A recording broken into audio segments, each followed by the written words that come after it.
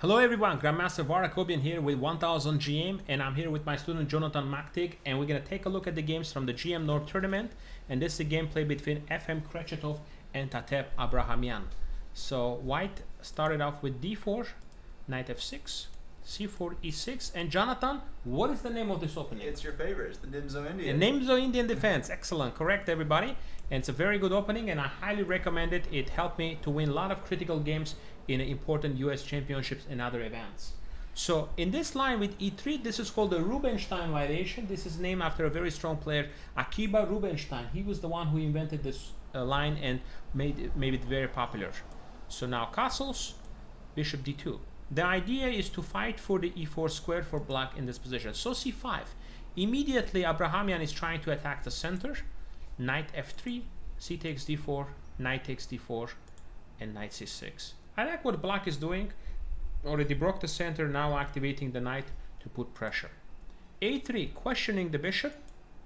And in this case, Jonathan, you don't want to take, because if you take, you're going to give opponent a long but diagonal in the bishop pair. Long diagonal and pair of the bishops, guys. And again, in these videos, we see a lot of examples where people sometimes give up the bishop and then end up in a big trouble. You don't want to do that. You want to avoid giving two bishop to your opponent. So that seems to be the most common mistake at this level. Absolutely. And that's what Abrahamyan did. She just went back on e7. She's not going to give the two bishops. And now knight b3. It doesn't look like white got much out of this, you know. No center, and I don't know if this knight b3 was such a good move. I'd probably just play bishop e2 and just castle. So now d5 here. Besides d5, black can play also for like something like b6 and put a bishop on a6. Yeah. This would be another idea they can try to do.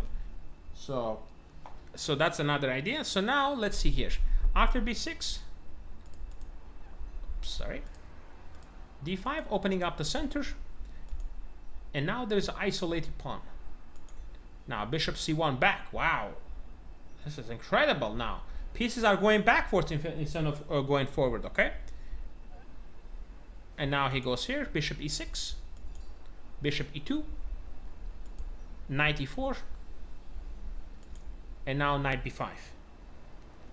At least, you know, white is trying to get some kind of blockade, but surely things went wrong here. I mean, bishop is going back and forth to the original square, so things are not looking that great. I prefer black in this position. Bishop f6, castles, queen b6, now knight d4, and black is a little bit better here.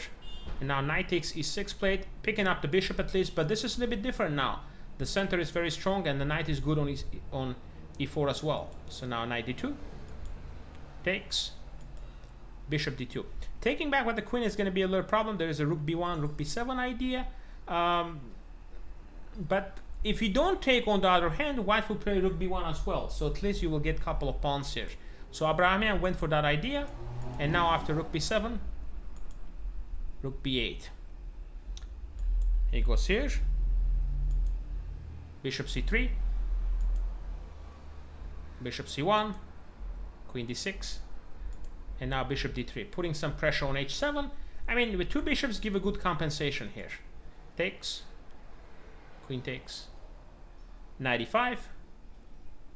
Black is up a pawn. It looks like should be a good chances to win. Queen b6. Not the best move here. The best would have been to play a5 and try to, you know, at some point try to push this pawn further down. But I played here, queen b6, queen e7, knight g6.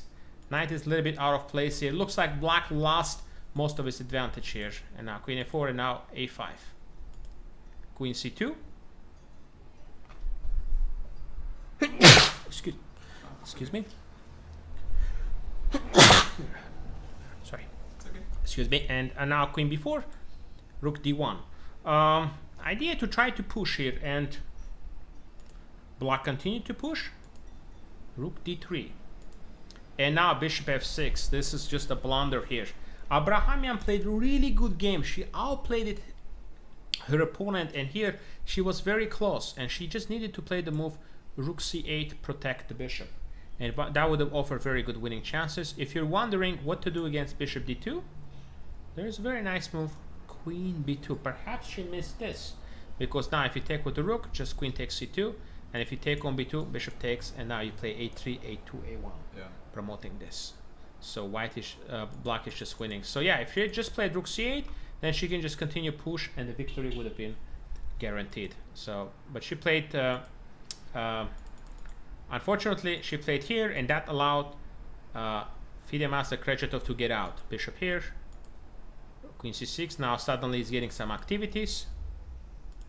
Bishop f1, knight f8, and now she lost the pawn. Yeah. And actually here, it's funny because what happened was this last move, rook c8, was a blunder. Queen a1 would have just been equal. But there was a blunder occurred, and Grandmaster Kretchetov was lost the entire game. That he offered a draw here, but in fact after this he's much better because have to take, and we get this position. And here white has can play g3, king g2, the queen versus knight and a rook, so it's good winning chances. Yeah. But he told me he just did not see the move rook c1. Yeah. He didn't see this, so they agreed to draw right here. Oh, I see.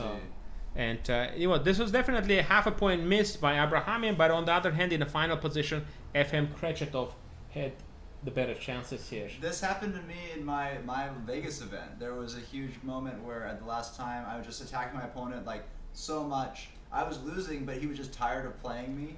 And so he just wanted to draw just because he was sick of the game to go on. Absolutely.